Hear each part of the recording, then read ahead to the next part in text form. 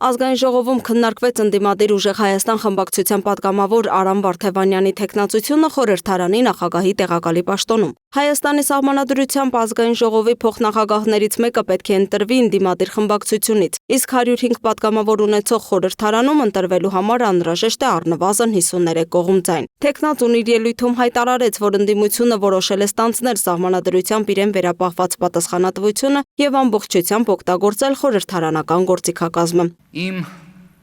երազանքը չի եղել լինել ազգային ժողովի պատգամավոր կամ ազգային ժողովի նախագահի տեղակալ։ Ինչի համար ենք ստանձնում այս պատասխանատվությունը, որովհետև մենք գտնում ենք, որ ազգային ժողովի սահմանադրությամբ վերապահված բոլոր լիազորությունները, գործիքակազմերը պետք է իրացվեն մեկ առաջնային նպատակի համար՝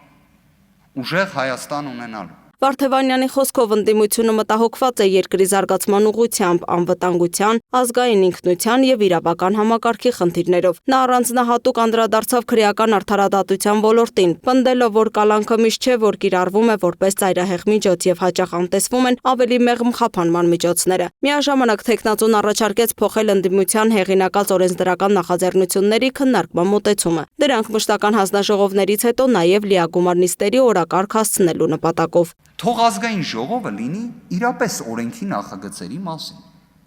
հայտարարությունների նախագծերի մասին, որը իրենից քաղաքական բովանդակությունը կներառի։ Եկեք այդ գիծը քաշենք։ Անկախ ամեն ինչից, թե անկախ նրանից ոնց կքվեարկվի այդ նախագիծը այս նիստերի դահլիճում, բայց թող քննարկվի այս նիստերի դահլիճում։ Նրա առաջարկներից մեկն էլ ընդդիմությունից ընտրված ԱԺ փոխնախագահին Վենետիկի հանձնաժողով դիմելու իրավասություն տրամադրելն էր։ Հարցոպատասխանի ընթացքում իշխանություն ընդդիմություն բանավեճը կրկին կենտրոնացավ Հայաստանի տարածքային ամբողջականության թեմայի վրա։ Քաղաքացիական պայմանագիր խմբակցության պատգամավոր Արթուր Հովհաննիսյանը Վարդևանյանին կրկին հարցրեց, թե որքան են ըստ ուժեղ Հայաստանի միջազգայինորեն ճանաչված տարածքները։ Դուք ասում եք 29743-ն է, բայց նույն վճռականությամբ չեք խոսում Հայաստանի Հանրապետությունում առկա օկուպացիայի մասին, դրա լուծման ճանապարհների մասին։ Քննարկման ընթացքում անդրադարձ եղավ նաև Վարդևանյանի քաղաքական վերադարձին։ Այս առումով պատգամավոր Բաբկեն Թունյանն ընդգծեց. Դուք նշեցիք, որ 2022 թվականի նոյեմբերին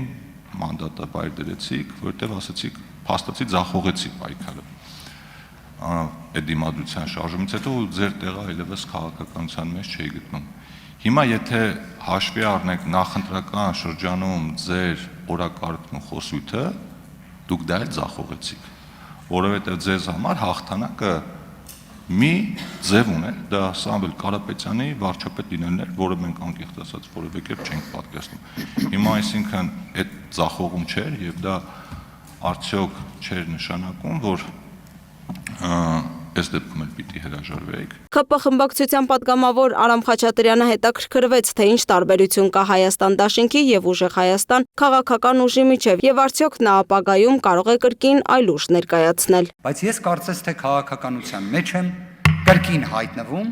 որովհետեւ դուք դեռևս իշխանություն եք։ Վարդևանյանը նաև հայտարարեց, որ պատգամավոր ընտրվելուց հետո չի վերադառնալու փաստաբանական գործունեությանը, իսկ ուժեղ Հայաստան խմբակցության պատգամավորների պարգևավճարներն ըստ նրա ուղղվելու են բարեգործական ծրագրերի։ ՔՊ պատգամավոր Էդուարդ Աղաջանյանը կատակով հայտարարեց, թե իշխանությունն ուզած-չուզած կողմ է քվեարկելու թեկնածությանը։ Հակառակ դեպքում կարող է ճգնաժամ առաջանալ։ Սակայն ազգային ժողովի նախագահ Ռուբեն Ռուբինյանը պարզաբանեց, գործող կանոնակարգով որևէ թեկնածուի չընտրվելու դեպքում խորհրդարանական ճգնաժամ չի առաջանում։ Լուսինե Գրիգորյան, Տիգրան Ղազարյան, Free News Ազատ լուրեր։